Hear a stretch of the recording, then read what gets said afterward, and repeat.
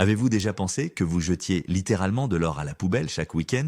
C'est une question sérieuse. Regardez bien votre pelouse. Aujourd'hui, nous allons parler de l'herbe tondue et de toutes les erreurs catastrophiques que nous faisons avec. Je vous promets qu'à la fin de cette vidéo, vous ne regarderez plus jamais votre tondeuse de la même manière. Vous allez découvrir des secrets simples qui vont transformer votre jardin en un véritable paradis verdoyant sans dépenser un seul centime de plus. Mais attention, je dois vous prévenir. Ce que je vais vous révéler va totalement à l'encontre de ce que votre voisin fait probablement depuis des années. D'ailleurs, dites-moi tout de suite dans les commentaires. Est-ce que vous jetez votre herbe après la tonte ou est-ce que vous la gardez? Prenez position maintenant car ce que nous allons voir risque de créer des débats animés. Pour bien comprendre le problème, il faut remonter un peu dans le temps. L'obsession de la pelouse parfaite, coupée à ras et sans un seul débris, nous vient des grands jardins anglais du XVIIIe siècle. À l'époque, c'était un signe de grande richesse. Pour montrer qu'on avait de l'argent, on entretenait de vastes étendues d'herbe qui ne servaient à rien, juste pour le plaisir des yeux. Et la règle d'or était de tout ramasser. Cette mode a traversé les océans et les époques. Aujourd'hui, nous avons hérité de cette habitude sans même nous poser de questions. Nous avons été conditionnés à croire qu'un jardin propre est un jardin totalement vidé de sa matière organique. Pourtant, dans la nature, les forêts et les prairies ne sont jamais balayées ni nettoyées. Les feuilles tombent, l'herbe meurt et repousse, et tout ce cycle crée un sol incroyablement riche. En voulant trop bien faire, nous avons cassé ce cycle naturel. Il est grand temps de remettre les choses à leur place et de comprendre comment la nature fonctionne réellement.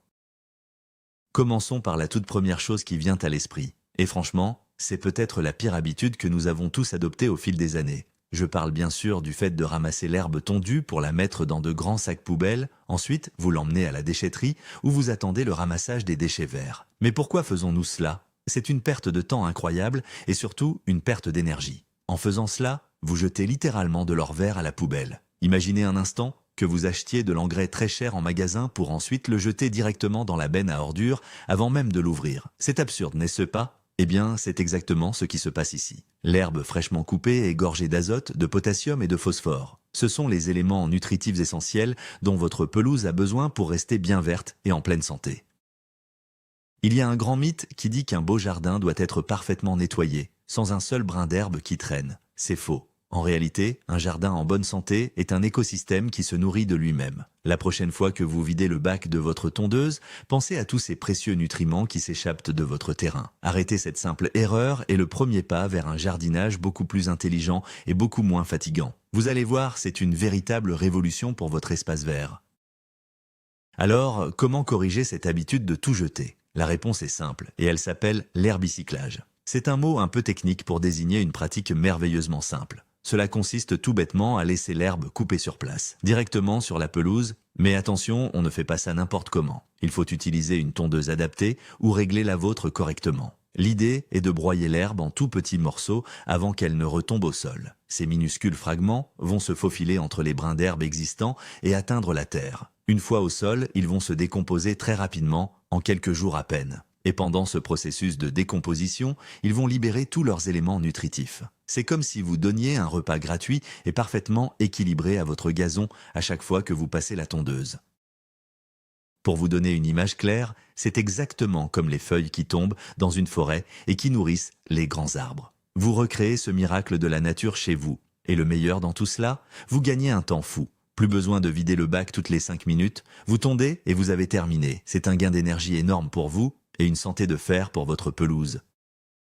Mais attention, il y a un piège redoutable avec cette technique, une erreur classique que font de nombreux jardiniers débutants. C'est le fait de laisser de gros paquets d'herbe mouillés sur le gazon. Vous voyez de quoi je parle. Quand l'herbe est un peu trop haute ou un peu trop humide, la tondeuse a du mal à la broyer finement. Elle recrache alors de gros tas compacts et collants. Si vous laissez ces tas tels quels sur votre pelouse, c'est la catastrophe assurée. Ces paquets d'herbe vont agir comme une couverture étouffante. Ils vont bloquer la lumière du soleil et empêcher l'air de circuler jusqu'au sol. En dessous, votre belle herbe vivante va jaunir, pourrir et finir par mourir. C'est exactement comme si vous laissiez une bâche en plastique sur le sol pendant plusieurs jours. De plus, ces tas humides sont le paradis pour les champignons et les maladies. Alors, comment éviter cela? L'exemple parfait est de toujours tondre quand l'herbe est bien sèche. Attendez que la rosée du matin soit complètement évaporée. Et si jamais votre tondeuse laisse quand même de petits amas, prenez quelques secondes pour passer un coup de râteau léger pour les disperser. Il faut que l'herbe coupée reste fine et bien étalée pour se décomposer correctement sans rien abîmer. Il est temps de détruire un mythe extrêmement tenace dans le monde du jardinage.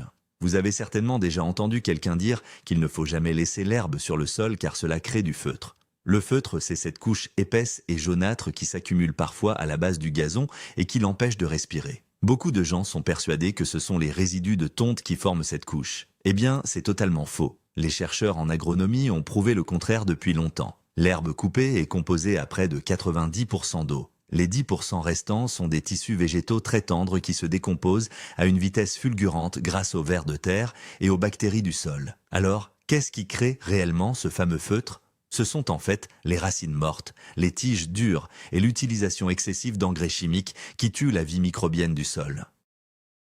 Si votre sol est de mort, rien ne se décompose. Mais si votre sol est vivant, l'herbe coupée disparaît comme par magie. C'est un peu comme le système digestif humain, si vous mangez des légumes frais, votre corps les assimile vite. Si vous mangez des choses indigestes, ça bloque. Alors, n'ayez plus peur de laisser vos brins d'herbe au sol, ils ne sont pas responsables de vos problèmes de feutrage.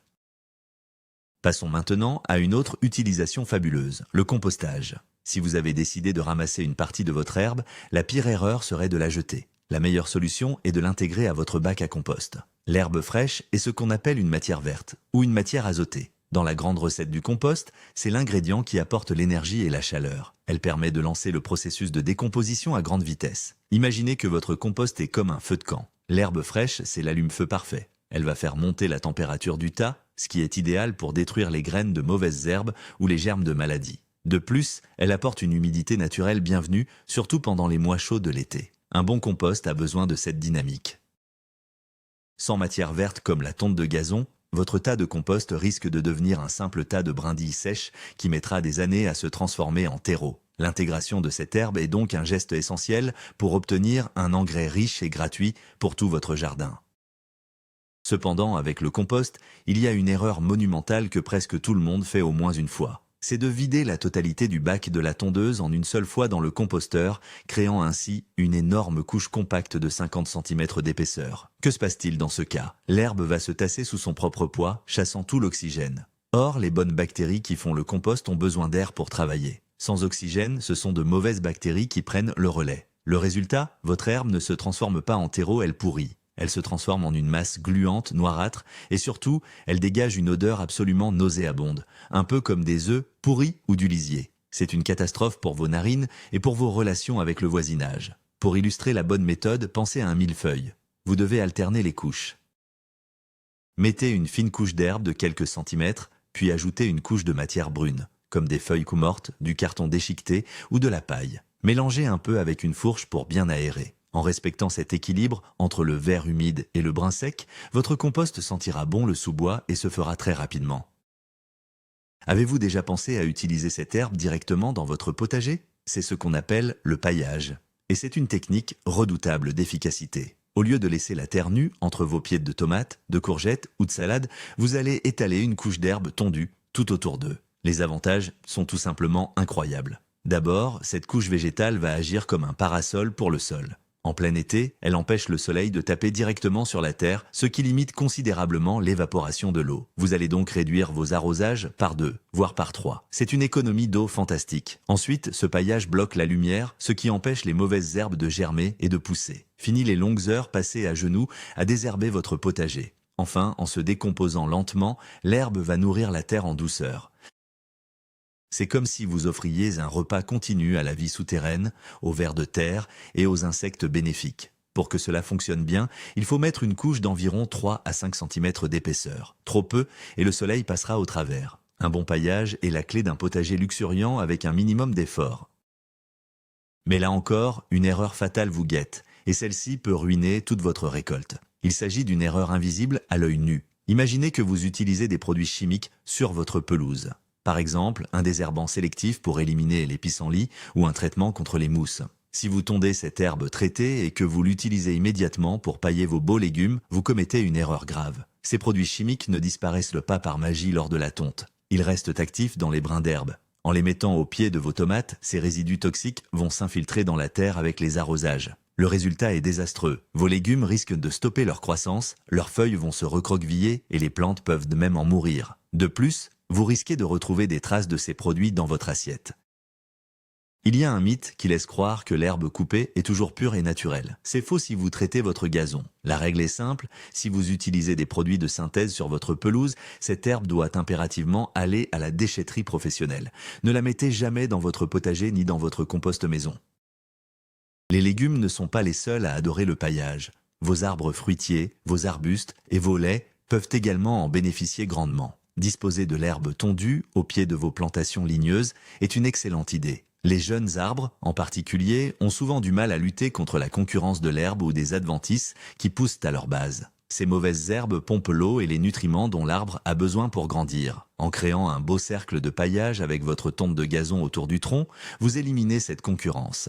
De plus, ce paillage va recréer l'environnement naturel de la forêt. Les racines des arbres aiment être au frais et à l'abri des variations de température. L'herbe en décomposition va doucement enrichir le sol en azote, ce qui va stimuler la croissance des feuilles et des jeunes branches. Un bon exemple est celui d'un jeune pommier.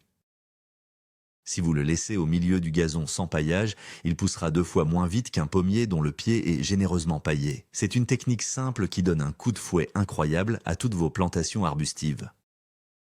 Cependant, lorsqu'on paille les arbres, il faut absolument éviter ce que les paysagistes appellent l'erreur du volcan. C'est une erreur tellement courante qu'on la voit même dans les parcs publics. Cela consiste à accumuler l'herbe tondue en formant un gros monticule, comme un cône ou un volcan, qui vient s'appuyer directement contre le tronc de l'arbre. C'est une pratique mortelle pour l'arbre. Pourquoi ? Parce que l'écorce du tronc n'est pas faite pour être exposée en permanence à l'humidité constante du paillage qui se décompose. Si l'herbe humide reste collée contre l'écorce, celle-ci va finir par pourrir. Elle va ramollir, se fissurer et devenir la porte d'entrée idéale pour des champignons pathogènes, des insectes ravageurs ou des maladies graves. L'arbre peut littéralement mourir étouffé et pourri de l'intérieur. La bonne technique est d'étaler le paillage en forme de beignet.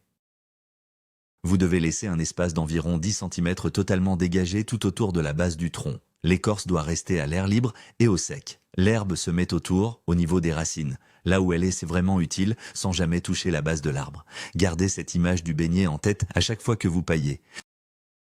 Voici une autre astuce étonnante que très peu de gens connaissent. Utilisez l'herbe tondue pour fabriquer un engrais liquide maison, surpuissant et gratuit. On l'appelle souvent le thé de gazon. Le principe est d'extraire les éléments nutritifs contenus dans l'herbe fraîche pour les diluer dans l'eau. C'est un peu le même principe que le purin d'ortie, mais beaucoup plus facile à réaliser. Pour ce faire, prenez un grand seau, remplissez-le d'un tiers d'herbe fraîchement coupée et complétez les 2 autres tiers avec de l'eau, de préférence de l'eau de pluie. Laissez macérer ce mélange pendant environ 3 à 5 jours en remuant un peu tous les jours. L'eau va prendre une couleur brunâtre et se charger en azote et en potassium. Ensuite, il vous suffit de filtrer le liquide pour retirer les brins d'herbe. Ce jus est un véritable cocktail d'énergie pour vos plantes.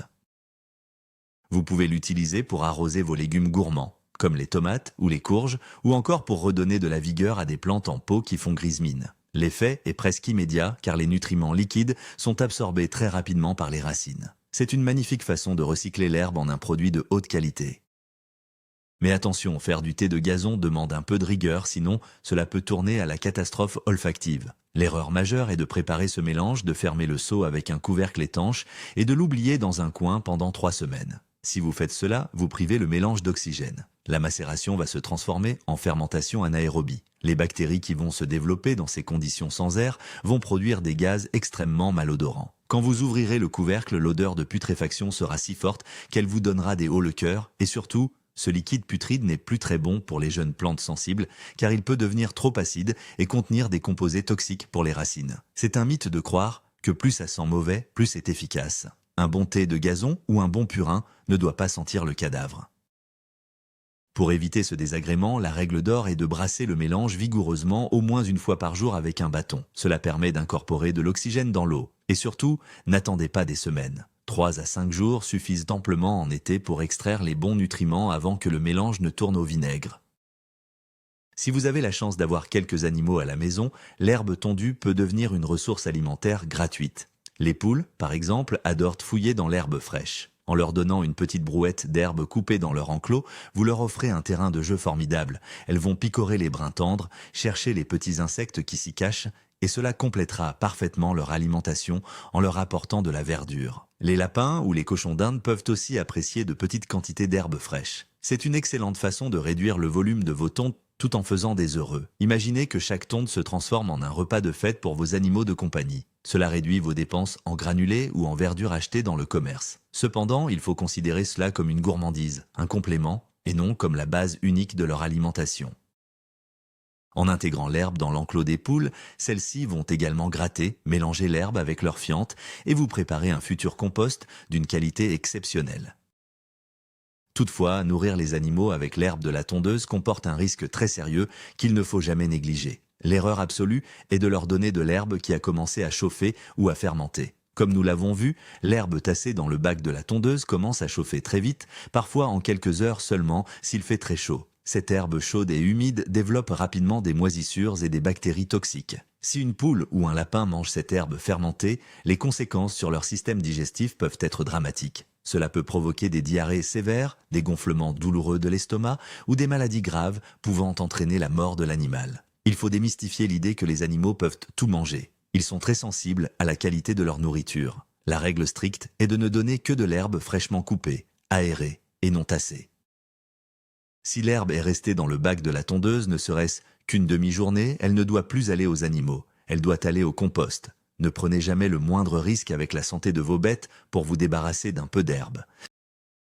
Une autre option formidable, souvent oubliée, est de transformer votre herbe tondue en foin. Oui, vous pouvez fabriquer votre propre foin, même si vous n'avez pas une grande ferme. C'est une méthode parfaite si vous avez une grande quantité d'herbe et que vous ne voulez pas tout composter tout de suite. Au lieu de ramasser l'herbe fraîche, laissez-la s'étaler sur le sol au soleil pendant plusieurs jours. Retournez-la une ou deux fois avec un râteau pour qu'elle sèche uniformément. Sous l'action du soleil et du vent, l'herbe va perdre toute son eau. Elle va changer de couleur, passer du vert vif au jaune doré et surtout, elle va perdre énormément de volume et de poids. Ce que vous obtenez, c'est du foin sec. L'avantage du foin, c'est qu'il se conserve très bien. Vous pouvez le stocker dans des sacs ou en tas dans un abri sec et l'utiliser des mois plus tard.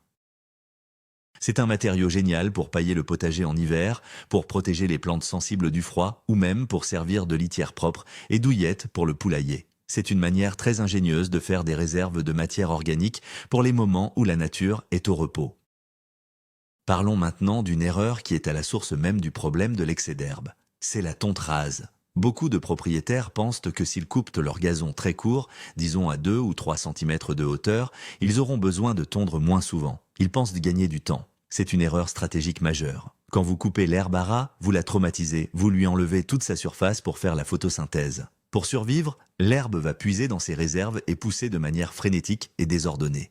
Résultat, elle pousse plus vite, mais elle est beaucoup plus fragile. Elle résiste mal à la sécheresse, elle jaunit au premier coup de soleil et elle laisse la place aux mauvaises herbes. En plus, comme elle pousse très vite, vous générez finalement beaucoup plus de déchets de tonte sur l'année. La solution ? Remontez la lame de votre tondeuse. Réglez-la à 7 ou 8 cm de hauteur. Une herbe plus haute et plus forte, elle fait plus d'ombre à la terre, ce qui garde l'humidité, et elle pousse beaucoup moins vite. En tondant plus haut, vous réduisez considérablement le volume d'herbe à gérer tout en gardant une pelouse magnifique. Saviez-vous que votre herbe tondue peut aussi vous aider à créer des allées de jardin nettes et propres ? C'est une utilisation très astucieuse si vous avez un grand potager ou des chemins de terre entre vos massifs de fleurs. Souvent, ces allées deviennent envahies de mauvaises herbes et vous passez votre temps à passer la binette ou à débroussailler. L'astuce est d'utiliser l'herbe coupée comme un désherbant naturel et comme un tapis moelleux. Commencez par poser une couche de vieux journaux ou de carton brun non imprimé directement sur l'allée. C'est ce qu'on appelle une barrière anti-lumière. Ensuite, recouvrez ces cartons avec une épaisse couche d'herbe tondue fraîche. Mettez-en au moins 10 cm d'épaisseur. Les cartons vont étouffer les mauvaises herbes existantes et l'herbe va masquer les cartons tout en se tassant. Vous obtiendrez un chemin très agréable pour marcher, même pieds nus, qui gardera vos chaussures propres après la pluie. Au fil des mois, ce paillage va se décomposer lentement et créer une terre meuble et riche en dessous. C'est une technique gratuite, esthétique et incroyablement efficace pour garder vos chemins impeccables sans utiliser la moindre goutte de désherbant chimique. Mais attention, cette technique des allées ou du paillage peut se retourner contre vous si vous commettez cette erreur insidieuse. Utilisez de l'herbe remplie de graines de mauvaises herbes matures. Imaginez que vous ayez laissé votre gazon pousser un peu trop longtemps. Les pissenlits, les chardons ou les graminées sauvages ont eu le temps de faire leurs fleurs, puis de monter en graines. Si vous passez la tondeuse à ce moment-là, votre bac de ramassage va se remplir de millions de petites graines prêtes à germer. Si vous prenez cette herbe pour pailler votre potager fraîchement nettoyé, vous êtes littéralement en train de semer des mauvaises herbes. C'est le mythe de la matière organique innocente. Dans ce cas précis, vous allez multiplier vos problèmes par 10. Dès qu'il pleuvra, ces graines trouveront dans le paillage un terreau idéal pour germer et votre potager se transformera en jungle. L'exemple à suivre est d'être vigilant. Si votre pelouse est pleine de graines prêtes à s'envoler, il vaut mieux composter cette tonte. Au cœur du composteur, la forte chaleur détruira la majorité de ces graines coriaces. Utilisez toujours de l'herbe tondue avant la montée en graines pour vos paillages directs. Pour finir avec les utilisations magiques, connaissez-vous la technique de la culture en lasagne ? C'est une méthode révolutionnaire pour créer de nouvelles parcelles de culture très riches, sans jamais avoir besoin de retourner la terre. Et l'herbe tondue en est un ingrédient clé. L'idée est de créer un parterre en superposant différentes couches de matières organiques directement sur l'herbe existante ou sur une terre pauvre, souvent à l'automne. Vous commencez par une couche de carton pour étouffer le sol. Puis, vous ajoutez une couche de matière verte, comme votre fameuse herbe tondue. Par-dessus, une couche de matière brune, comme des feuilles mortes ou de la paille. Puis à nouveau de l'herbe et ainsi de suite jusqu'à former une butte de 40 ou 50 cm de haut. Vous terminez par une fine couche de terreau. Pendant tout l'hiver, ce millefeuille va travailler tout seul. Les vers de terre vont remonter, digérer l'herbe et les feuilles, et transformer tout cela en un sol d'une richesse exceptionnelle, léger et spongieux. Au printemps suivant, vous pourrez planter vos tomates ou vos courgettes directement dans cette butte. C'est une façon spectaculaire de valoriser de grands volumes d'herbe tondue tout en construisant un sol fertile en un temps record. Finalement, la plus grande erreur que nous faisons avec l'herbe tondue n'est pas une question de technique, mais une question de mentalité. L'erreur fondamentale est de considérer l'herbe comme un déchet dont il faut se débarrasser. Tant que vous verrez l'herbe dans le bac de votre tondeuse comme une poubelle verte, le jardinage restera une corvée fatigante et coûteuse. Vous passerez votre temps à vider des sacs et à acheter de l'engrais. Le véritable secret des jardiniers expérimentés, c'est le changement de regard. L'herbe tondue n'est pas un déchet, c'est une ressource précieuse. Un cadeau de la nature, chaque brin d'herbe contient de l'eau, de l'énergie solaire et des minéraux tirés du sol. C'est la base de la vie de votre jardin. Quand vous adoptez cette philosophie, tout devient plus logique. Le mulching nourrit la pelouse, le compost crée du terreau, le paillage protège les légumes et économise l'eau. Tout s'emboîte parfaitement. En arrêtant de vous battre contre la nature pour obtenir une pelouse artificielle et en travaillant avec elle, votre jardin deviendra plus beau, plus résistant et demandera beaucoup moins de travail. Vous passerez enfin vos week-ends à profiter de votre jardin installé dans un transat plutôt qu'à transporter de lourds sacs poubelles. Voilà, le secret est dévoilé. Vous venez de découvrir que la nature est une machine parfaite où le concept de déchet n'existe tout simplement pas. Ce que nous prenions pour des ordures encombrantes est en réalité la clé de voûte d'un jardin florissant et autonome. C'est quand même incroyable, n'est-ce pas? La prochaine fois que vous allumerez votre tondeuse, vous aurez toutes les cartes en main. Vous saurez qu'en pratiquant le mulching, en évitant les tas humides qui pourrissent, en paillant intelligemment sans étouffer vos arbres ou en créant un engrais liquide puissant, vous faites un cadeau immense à votre terre. Vous avez maintenant le pouvoir d'arrêter de ruiner votre sol et de commencer à bâtir un écosystème riche et gratuit. J'espère que cette vidéo vous a ouvert les yeux et va changer vos habitudes de jardinage. Si c'est le cas, merci du fond du cœur d'avoir regardé jusqu'au bout. N'oubliez pas de vous abonner à la chaîne et de mettre un gros pouce bleu, cela aide énormément à faire connaître ces astuces naturelles. Et maintenant, c'est à vous de jouer. Parmi toutes les erreurs que nous avons vues aujourd'hui, quelle est celle que vous faisiez le plus souvent sans même le savoir? Avouez tout dans les commentaires, on a hâte de lire vos histoires et de vous aider à corriger le tir.